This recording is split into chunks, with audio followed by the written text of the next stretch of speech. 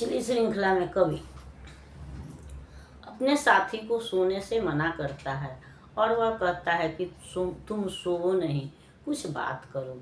देखो, तारे भी बात कर रहे हैं आपस में, पत्ते भी आपस में बात कर रहे हैं, और तो इसलिए तुम भी सोओ नहीं बल्कि मुझसे बात करो, और जो हम लोगों ने कहानी अधूरी छोड़ी थी उसको पूरा कर दो।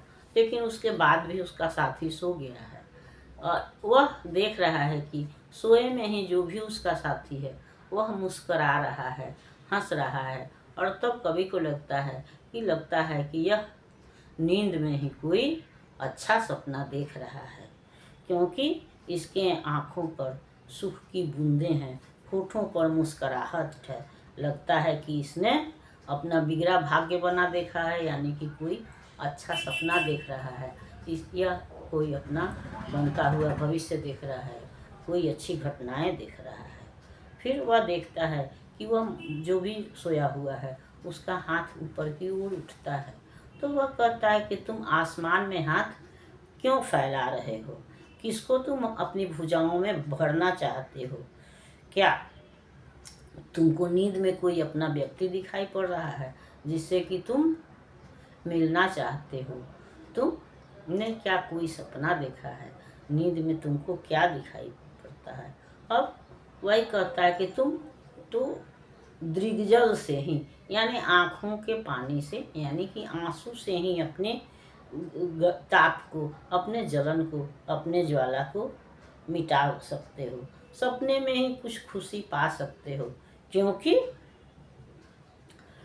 मेरे जैसा जो दुखी व्यक्ति है उसके लिए तो वो तो सपने में भी दुखी रहता है, तो वो उसके आंसू सपने में भी निकल जाते हैं। लेकिन तुम हंस रहे हो, इसका मतलब है कि तुमने कोई अच्छा सपना देखा है। वही कवि कह रहा है कि तूने क्या सपना देखा है?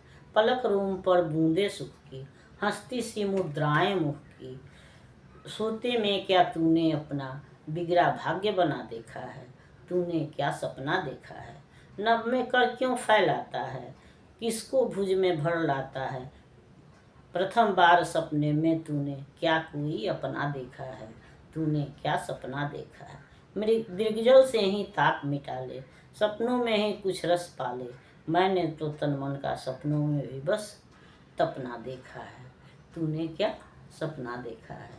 वही कवि अपने साथी से प्रश्न कर रहा है या पूछ रहा है। उसके आँखों के ऊपर जो सुख के आंसू दिख रहे हैं, सुख की बूंदें दिख रही है, चेहरे पर जो हंसी दिख रही है, उसको देख करके कवि को लगता है कि यह कोई अच्छा सपना देख रहा है।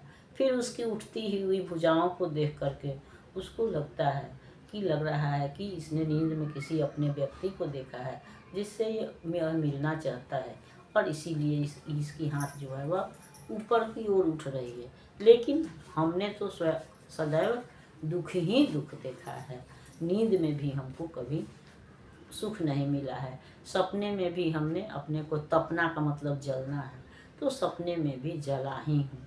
और मेरे दुख को शांत करने के लिए तो पानी भी नहीं है, बल्कि हमको अपने आंसुओं के जल से ही अपने हृदय के ताप को शांत करना है। कहने का मतलब है कि कवि जो है वह अत्यंत दुखी है, और गहरी अंधेरी रात में कोई उसके सुख दुख को बांटने वाला नहीं है, इसलिए उसका दुख जो है और गहरा हो जाता है, और वह तरह तरह के विचारों से या प्रकृति के सानिध्य में रह करके अपने विचारों के माध्यम से अपने दुख को कम करना चाहता है या अपने दुख को अभिव्यक्त करता है। साथ ही साथ वह मानव जीवन में होने वाली घटनाओं का भी वर्णन करता है कि ऐसा भी हमारे साथ भी होता है।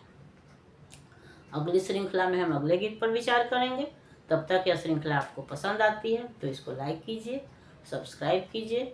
मिलते हैं अगली श्रृंखला में, तब तक के लिए धन्यवाद।